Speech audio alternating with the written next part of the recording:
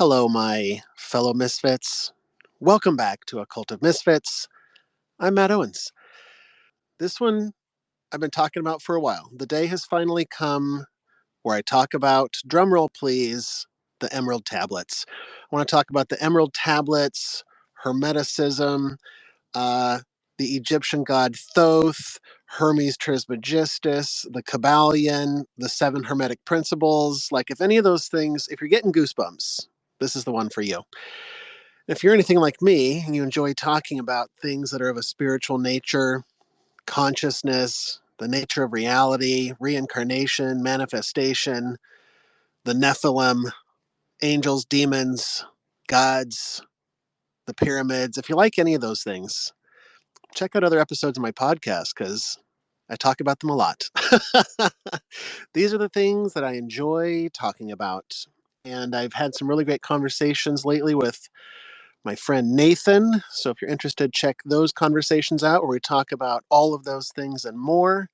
In the last episode, Nathan and I talked about Jesus. We happened to record it on Easter Sunday, so it only seemed appropriate. Talked about needing a savior, talked about a relationship with Jesus Christ, talked about religion in general.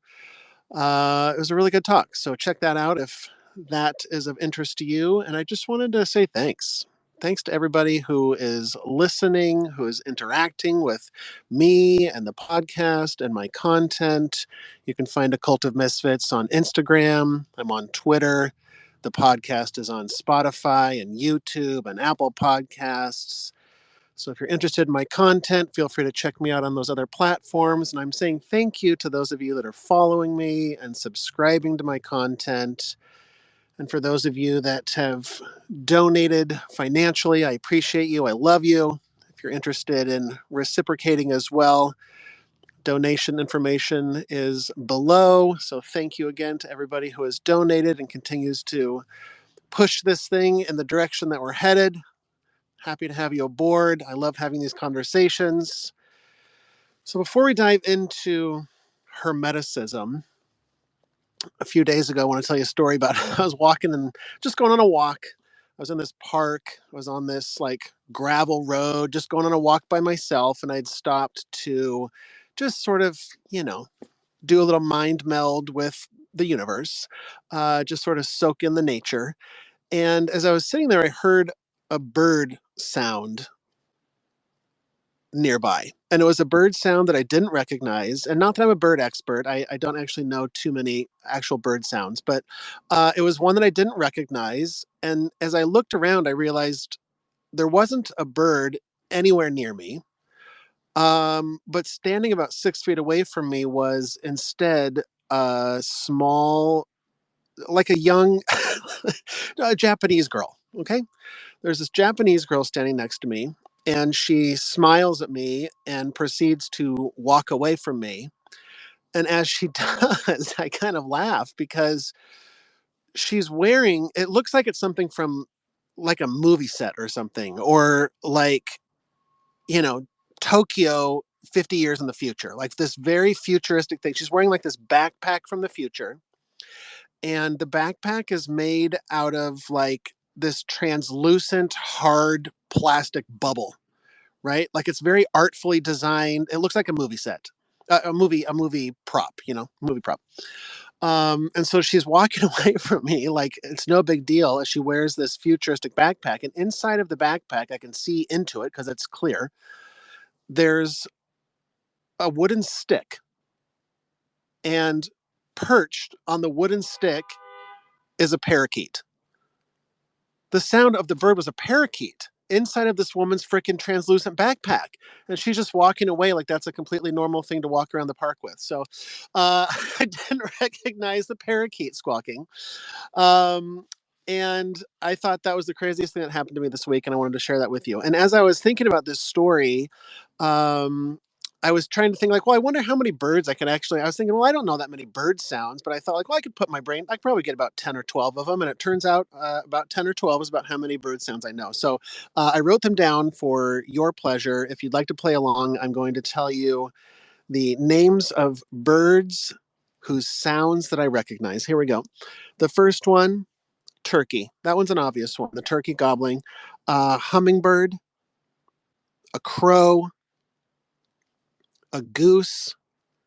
Are you with me, guys? A seagull, a duck, an eagle. We have a lot of bald eagles around here, so I'm really into the eagle screeching. And I just, throw my fist into the air and shout freedom as loud as I can. Anytime I hear one of them boys screeching.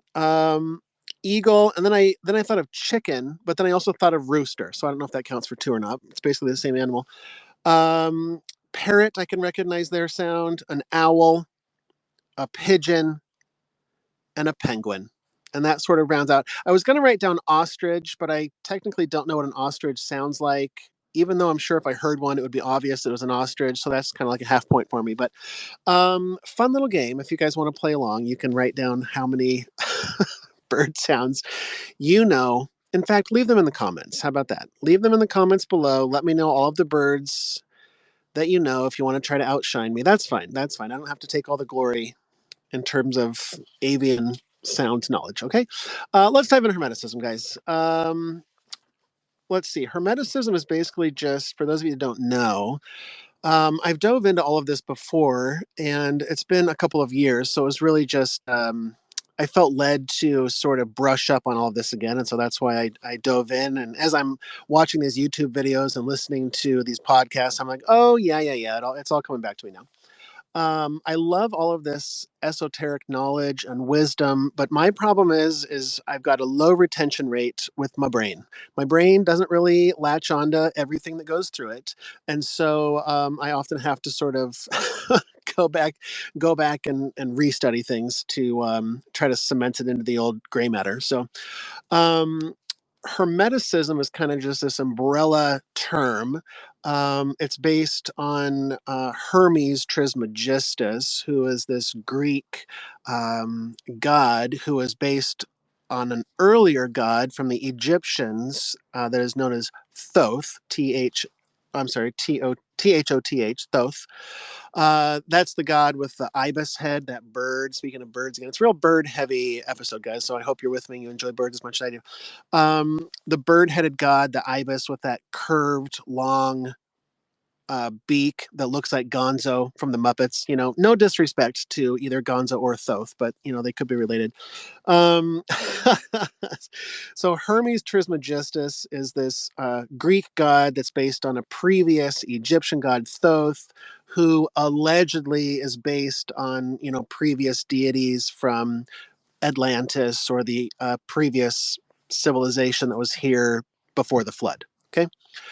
So Hermeticism is basically this broad umbrella term that covers kind of it's these broad philosophies and beliefs about esoteric knowledge, mysticism, occultism, spiritualism, the nature of reality, and alchemy, and transmutation, and the purification of our souls, and sacred geometry. And so it's just all of these texts that allegedly were written by this god, Hermes Trismegistus, or Thoth, kind of same deal.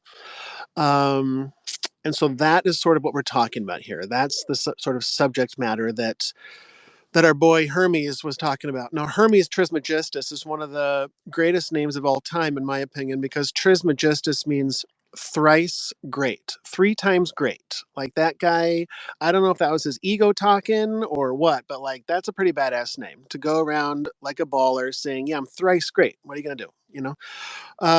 So Hermes Trismegistus was the Greek version, and then later on he sort of morphed into the Romans called him Mercury. Okay, so it's Mercury, Hermes, Thoth. They're all kind of the same deal. There's a word for that, by the way, that I just learned for those of you that like this sort of thing. The word is syncretism. Syncretism, Syncretism, syncretism, and it's sort of that way that civilizations sort of draw upon previous civilizations and sort of rebrand the gods as their own version of it and say like, yeah, we've got a god of commerce as well, but we call him this, you call him that, whatever, tomato, it's the same thing. So anyway, there's a bunch of literature that was allegedly written by this guy, Hermes Trismegistus, this god. And they call sort of the body of work the corpus hermeticum, which means the body of Hermes, I think, in Latin. And it's just sort of his body of work. So there's a bunch of different scripts and books that are within that under that umbrella title. But the one that stands out the most, that's separate from the Corpus Hermeticum, is the Emerald Tablets. So there's the Emerald Tablets of Hermes, and it's this. It's the Emerald Tablets were never found, so it's not like they physically exist somewhere that we know of. The only reason we know about these Emerald Tablets of Hermes Trismegistus is because it's written about in other scripts and ancient tablets and stuff after the fact, and so they're all referencing these tablets as if they do exist somewhere, but nobody knows where they are. Now it has like 13 to 15 different verses on it, depending on whose translation you're looking at. Sir Isaac Newton translated it back in the day. It's been translated by lots of people over the thousands of years. So it's just sort of this cryptic thing with about 12 verses. This is where we get the idea of as above, so below. That comes from these emerald tablets. It just sort of is brief and cryptic. It definitely says as above, so below. It talks about how everything is one. It sort of talks about inner transformation. And this is all sort of like depending on who translates it, because it's kind of open to interpretation and it's meant to be sort of cryptic and you got to kind of read between the lines, sort of a deal. And that's it. So you can check that out online. The translations are done online, and they're not very. I was going to repeat them here for you, but they're kind of boring, to be honest with you. It just basically says everything is one, as above, so below, that sort of idea. And then I started looking into these emerald tablets of Thoth, the Atlantean. And apparently they're separate from the emerald tablets that we're talking about now. And as I started looking into it, I started realizing that it wasn't what it appeared to be. So if you're going to look online and you see the emerald tablets of Thoth the Atlantean, there was this guy named Dr. Dorial.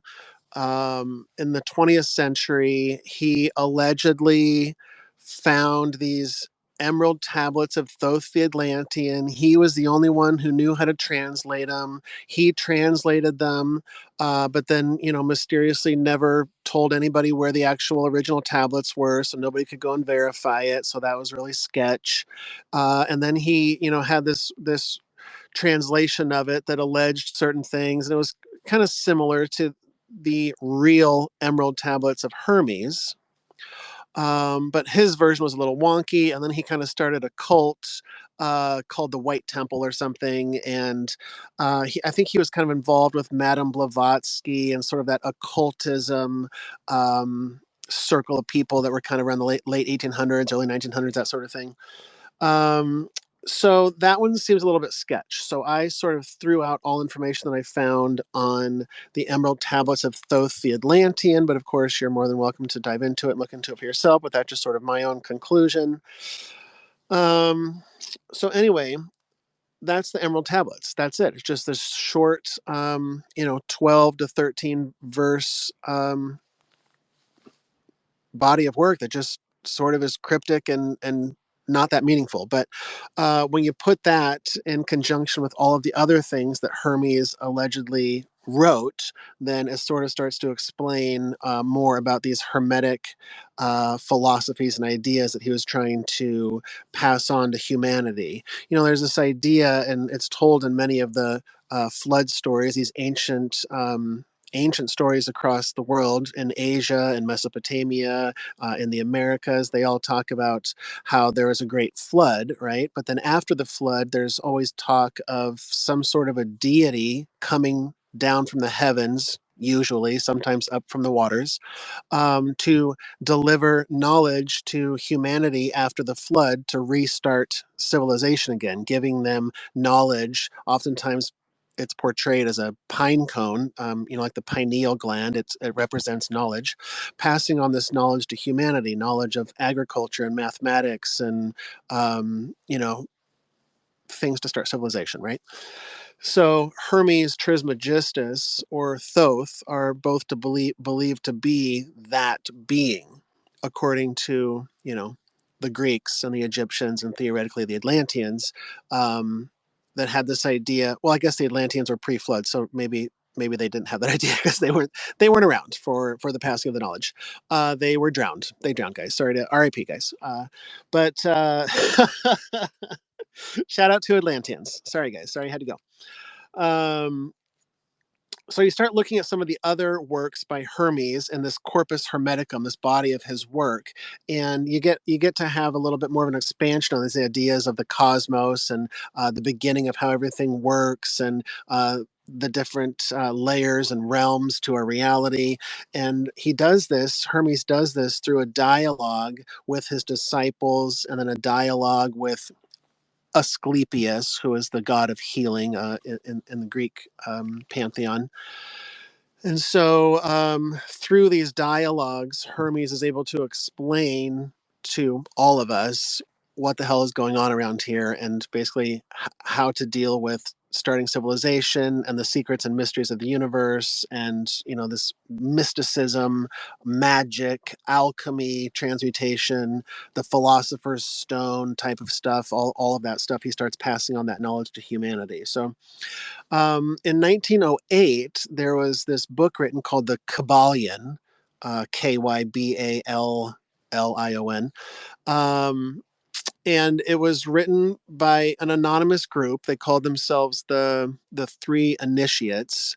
Nobody really knows who wrote it, but essentially what it does is it boils down all of these hermetic writings into seven hermetic principles. So they take all of this knowledge and basically give it seven bullet points and break down exactly what Hermes was trying to say in a more modern, easier to understand way, in my opinion. It's still this very deep esoteric knowledge, but it's easier than reading, the ancient scripts, easier than reading the Corpus Hermeticum, right?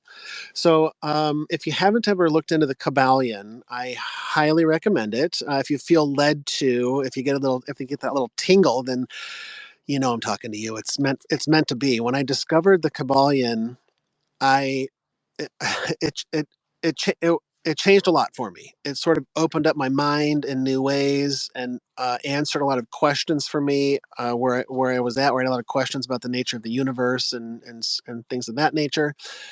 And so I listened to it on YouTube or an audiobook or something, and it was like 4 hours long. It's very heavy, so you have to sort of be in that mode of like, absorbing this deep wisdom and this ancient knowledge, right? So you got to kind of be in the right frame of mind. But I thought I could break down the Kybalion for you and the seven Hermetic Principles, and just sort of briefly run through them so you can know what they are and you can dive into them deeper at a later date, right? So the first of these Hermetic Principles, and these are like essentially laid out as universal laws of the cosmos, right? So the first principle is mentalism, which is saying that everything within our reality is of the mind, of consciousness, that everything in our reality and in our universe is simply a manifestation of the universal mind, the mind of God, or the all that is, or whatever, however you want to say it, and that everything is simply a mental construct. And this also goes in line with, a lot of philosophies and religions around the world. A lot of Eastern philosophies also tell us, the Hindu philosophies and Buddhism, and they touch upon this idea, and they don't just touch upon it. It it's a major component of their belief system that all of this is an illusion, right? And later, the Greeks believed that. Plato talked about it with Plato's cave, that this is all emanations of our minds, and that all of these emanations are further emanations of the larger whole, the great universal consciousness. I've really been playing around with this idea lately. I talk a lot on the podcast about just the nature of reality and whether we're living in a simulation. And this is not a modern concept. This concept goes back to the very beginning of, when civilization started pondering these things and writing about these things and thinking about these things. And the ancients have across the board told us that none of this is real, and so I've really been trying to grapple with that lately. How does that affect my life? How does that affect how I proceed with my day-to-day living, knowing that there's a very good chance that all of this isn't real? In fact, the latest Nobel Prize that just went out in physics were these guys that were testing whether or not reality, oh, they used a specific phrase that's slipping my mind right now. It's they were I don't remember the exact scientific phrase, but it's does an apple does an apple stay red whether or not you're in the room or whether or not you're looking at it? And the answer is no, it does not. It further underlines previous. This is mainstream science stuff. For those of you that have heard me talk about it again, you know what I'm talking about. But there's mainstream science is pointing to what the ancients have also told us, that none of this is real, that the apple only exists when it is looked at. I don't know if you know this or not, but this is like science is over and over and over again proving to us, showing to us that none of this is real, that everything around us is just simply a soup of energy, that it's literally photons, aka light, that our entire reality is literally just light. And that when you zoom in, when you get powerful enough technology to zoom in on something, that there's something called the Planck limit. I'm going to get back to the hermetics here in a minute, but this is all important because it all has to do with what I'm talking about. That if you zoom in close enough on an object, like a table, for example, that eventually we get to a point where you can't zoom in anymore, because known physics and reality operating as we know it should completely ceases to operate that way. And basically our entire reality starts unraveling at a certain point when we start zooming in enough. And that blew my mind when I heard that. And the scientist that was explaining this on a podcast I was listening to was saying that the zooming in isn't even that deep into the simulation or into our reality, that it's really not even that deep, that it's sort of a shallow program that we have found ourselves in, that if you don't have to dig that deep for before it starts becoming obvious that none of this is real. So you can look into the double slit experiment if that sort of interests you. And you don't have to take my word for it, of course. I'm just repeating what mainstream science is telling us is happening, and how I'm going to live my life with that knowing that, well, none of this is real. And I suppose I can expand on that in a future episode. But it's an interesting thought, right? Like, how does that affect my life? And maybe I'm willing to be a little bit riskier. Maybe I'm willing to step outside my comfort zone a little bit more, knowing that at the end of the day, none of this is quote unquote real in the way that we've been told that it's real. So anyway, the first, we'll go back to the seven hermetic principles. The first one is mentalism. It's saying everything is of the mind. The second principle is the principle of correspondence. This is where it talks about the concept of as above, so below, meaning that talking about the different realms and the different dimensions, perhaps, and saying that there is harmony between the higher and the lower planes of existence, that there are these laws and patterns and cycles that happen in the lower realms that are represented in the higher realms as well. Um, and so I just find that interesting, that it goes back to that concept that everything is interconnected, right? That everything is a reflection of the one, the all that is. That everything is simply a manifestation of the all that is, in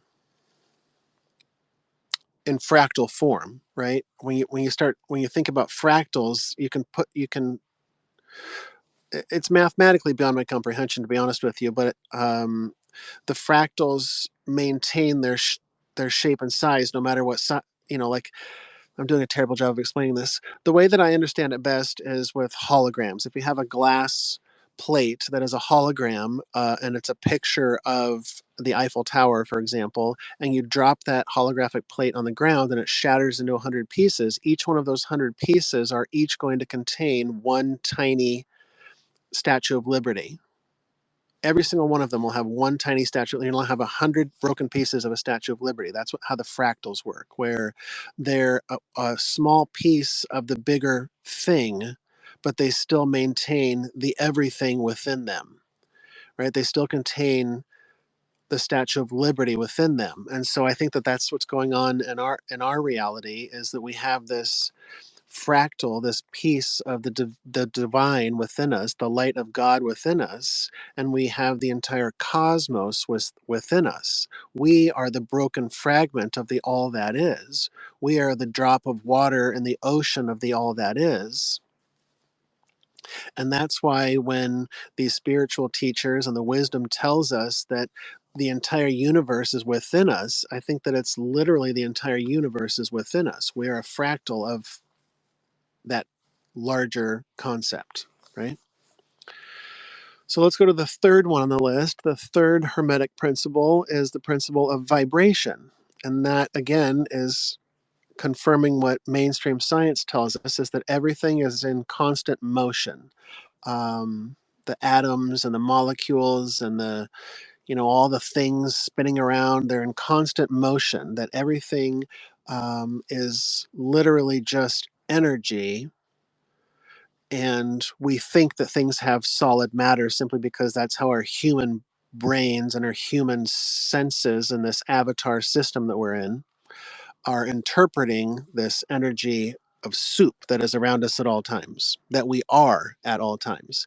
And so this soup of energy is constantly in motion, that it's constantly vibrating at a certain frequency, right? And so you hear, talk of things having different frequency. Our thoughts have frequency.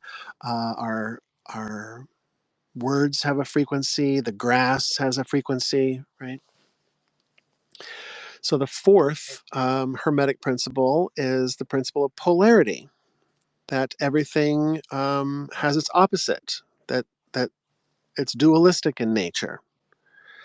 But then it also talks about how that duality is also a part of the illusion of the universal mind. That it's actually a spectrum, that there is no hot and cold, for example, because hot, quote unquote hot, and quote unquote cold are simply matters of perspective, right? What you say is hot is maybe different than what I say would be hot. What is scalding? Is that hotter than hot, less than hot? What does that mean? Lukewarm, what does that mean? Right? They are all just different points upon this spectrum called temperature. And there's so many things that this analogy can be applied to in our lives, right? That everything is a spectrum, the political spectrum, right? And perhaps it's not a binary spectrum where there are two endpoints, but perhaps it's like the Mobius strip, or like the number 8, right? Where it just kind of loops back upon itself.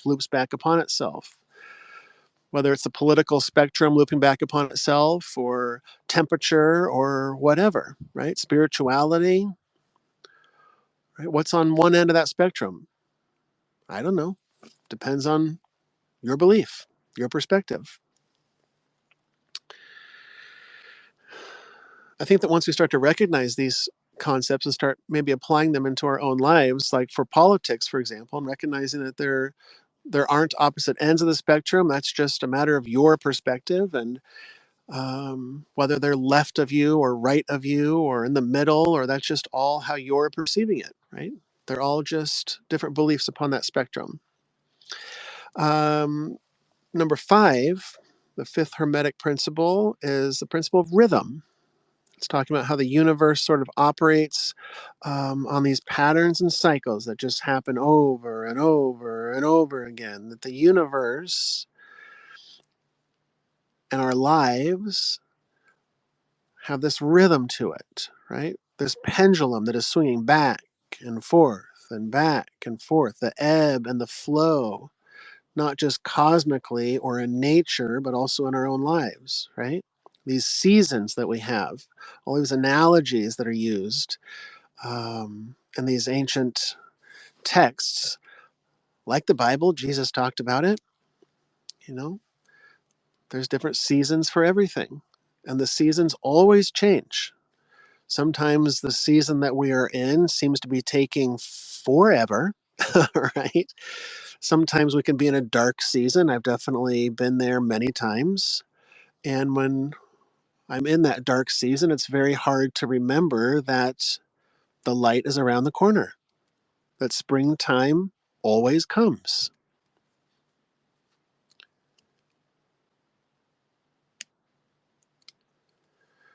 It's really helped me out to remember that the pendulum always swings. There's always light at the end of the tunnel. And then there'll be another round of darkness and then another round of light. And I've been practicing in my own life, trying to get more comfortable in all of the seasons, right? Knowing that there are going to be times of darkness, there are going to be, those winter seasons. And I've really been practicing, finding gratitude in those dark times. And that often helps me get through those dark periods that seem to take forever, that seem to be endless. That's like, am I ever going to get out of this dark pit? And so it's knowing these Hermetic principles, knowing this ancient knowledge and applying that, even though it's difficult to hear when I'm in that place. I don't want to hear that. I just want to get out of this uncomfortability now. But I'm meant to experience that uncomfortability, that depression, the darkness, So I take solace in knowing that nothing lasts forever. That's really gotten me through a lot of dark times. Knowing that there is this rhythm, knowing that it's a dance, knowing that sometimes I fall on my ass when I'm dancing, but that I'll get up again and the sunshine will be back again, the blue skies will be back again, and the darkness will seem like a thing of the past, right? It just seemed to take forever when I'm in it, but I take solace in knowing that the universe has a rhythm to it. So that leads us to the next one, which is number 6. The 6th principle is cause and effect. It talks about how every action has a corresponding reaction. Basically like karma, right? That whatever you do or whatever you put out into the universe will have an equal and opposite reaction. Very Newtonian. It also talks about how everything is a part of something larger, right? The microcosm is also the macrocosm. How it's all interconnected, how it's all one, and how it all connects to the other. As above, so below. And so the 7th and the last Hermetic principle talks about gender. It talks about how everything in the universe, everything in creation has this balance, this integration of both the masculine and the feminine energies, right? And I'm not necessarily talking about, and they were not necessarily talking about, gender, like sexuality, but it's more a vibe. It's more an energy. People have a masculine energy or a feminine energy, and it talks about harmonizing both of those within ourselves, right? That neither is right or wrong, but it's about balancing them, and whatever that means to you, or to society, right? I know often nowadays a lot of people complain about toxic masculinity, and whether I disagree or agree with it is a whole different topic. I haven't given it a lot of thought, to be honest with you, but it's about balancing that, right? There's a perceived imbalance of masculinity versus femininity in, let's just say, Western civilization right now, or maybe just in America. But the ancients talk about harmonizing that and recognizing that masculinity is not necessarily toxic, but that the imbalance can cause that toxicity, that suffering, right? Anytime there's imbalance, there's often suffering attached to it. So that concludes the Kybalion's Seven Hermetic Principles. And that kind of concludes my talk, I suppose. But it sort of wrapped into, I've been thinking a lot about um, just the nature of reality, which I think about nonstop, and the afterlife. And I've been thinking about words like afterlife. And if everything is in our mind, and we're told by mainstream science and ancient wisdom that time is also an illusion, that the past and the future are figments of our mind, our imagination, our our human avatar interpreting this reality, this universe that we're in.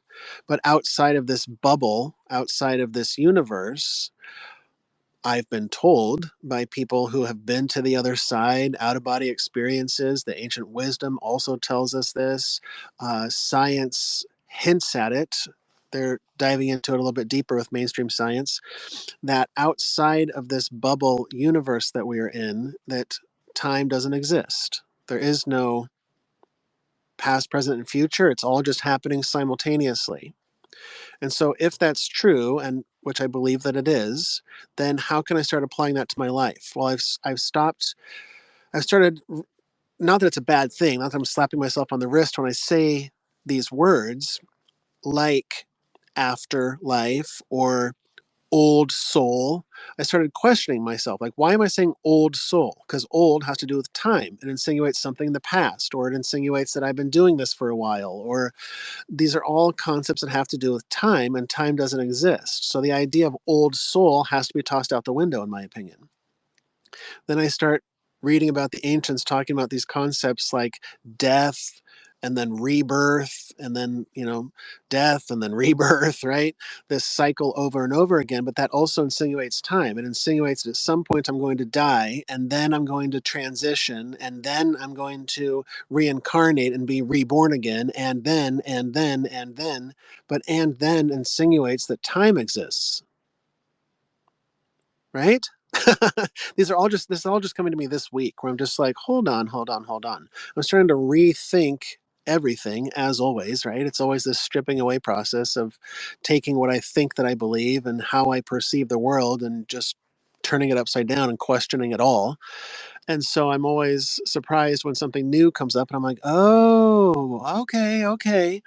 So what I sort of believe this week, it's always shifting and changing slightly, because I feel like this is all a game. This is all a puzzle, and I just love trying to learn more about the game, try to solve a little bit more of this giant puzzle that we call life, that we call reality, right? So what I'm starting to think, and this is sort of making sense if you stay with me. We're told that everything is one, correct? The Emerald Tablets, Hermeticism, ancient Egyptians, across the board, they're all saying everything is one. Okay, I get that. I think it's hard for a human mind to wrap around, but I'm getting better at, like, okay, everything is one. Now, what does that mean? So I'm playing with the idea that I am a divine being, and I am a part of the all that is. And I believe perhaps that I have created this universe that we are currently in, this weird bubble material 3D matrix, or womb or cosmic egg or whatever you want to call it. I believe that perhaps I, as the divine being, created this universe. Stay with me. And that everything within that universe,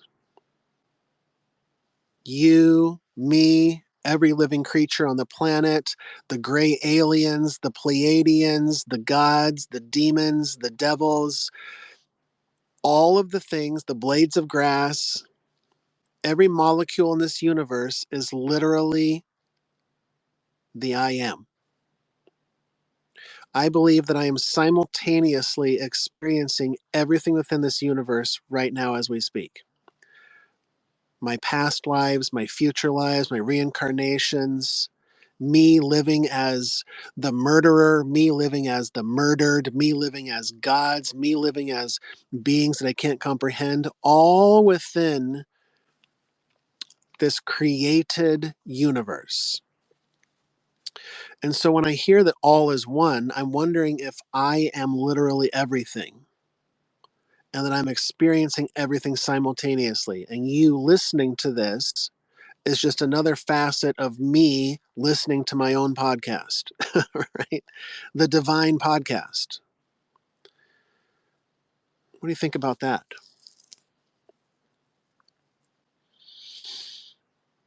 Stuff starts to make a little bit more sense when I think about it in that frame of mind.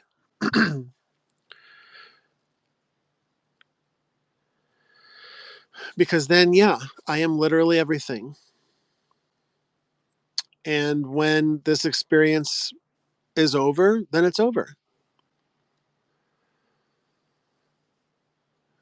And I don't know if that's, let's just say that I am this divine being that is limitless, theoretically, right? And all powerful, all knowing, that sort of thing. Well, as a divine cosmic being, I would imagine that I don't get to incarnate into physical form that often. And so that would be quite a treat, I would imagine, as an infinite cosmic being. It might be fun to pop into a material world of my own creation. I believe that we're creator beings. I believe that as a creator being, I am living in my own creation right now. And that sounds fantastic, right? Just living every life simultaneously, experiencing every lifetime of every being in this known universe simultaneously. But then my human mind wants to say, okay, well, when does that end? Silly human. There is no time.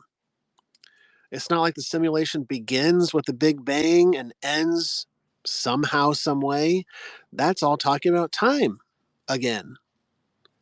It's tricky how deep that programming goes. And we're so ingrained and programmed to think about time this way, and it's just sort of a part of our vernacular and the way we frame everything and these philosophies and theories. It's like, yeah, but strip away time, and then it just kind of, you go, wait, huh? Doesn't make as much sense anymore, right? So I've been thinking a lot about time lately and how, if none of it's real, how does that reframe my thoughts of the universe, right? There isn't going to be a point when I die or when I was born. I'm experiencing my entire timeline right now simultaneously on the other side. It's a real trip, but it sort of answers a lot of questions for me about how it's very likely that this is a created world that only exists when something is looking at it or interacting with it, as proven by mainstream science. And so, yeah, I just feel like the idea of, the mysteries of the pyramids and, um, these energy centers on the planet, these sacred areas, these sacred sites, um, just all the portals and stargates and astral traveling and just all the weird stuff. That there's just a lot of weird stuff going on, and I think it's just a part of the game. It's all just a part of the simulation, meant to. It's I think it's all just meant for the expansion of our consciousness or our soul or whatever human word you want to use to talk about it. Right? I think it's all for our pleasure, for our enjoyment, for our entertainment. even the times when we're suffering. I think that at the end of the day, our soul, our consciousness is loving every minute of it. That's what we signed up for. All the misery and the tears and the darkness and the fear, I think we signed up for it going, yeah, boy, that sounds fun. Right? As an endless cosmic being, that sounds like a real hoot. Right? But from the human perspective, it's like, holy shit, this is rough. Right? So that's what I'm thinking about this week. That's my current thoughts on the nature of this reality. Been thinking a lot about Hermeticism on the tablets. So again, thank you everybody for listening. Thank you for sharing my content. It means a lot to me. Spreading the word to our fellow misfits out there who enjoy these types of conversation and these subjects. I appreciate all of you who've donated. Until next time, love you. End transmission.